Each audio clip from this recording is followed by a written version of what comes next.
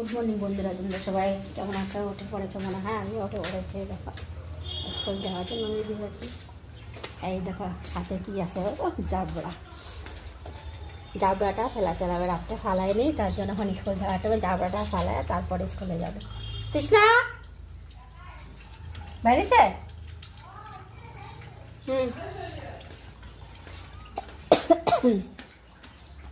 তো দেখো কত কাজ থাকে, মনেই থাকে না জাবড়া ফেলানোর জন্য। তো আজকে এখন স্কুল যাওয়ার সময় জাবড়াটা নিয়ে আনলাম। আজকে দেখো আমাকে কেমন লাগছে। স্কুলে সবাই বলে আমার মনে নাকি চশমা পরলে ভালো লাগে, তাই আজকে পরে নিলাম। আর রোদ্রুটা অনেক বেশি তো খুব মাথা ব্যথা করে, তার জন্য পরে নিলাম।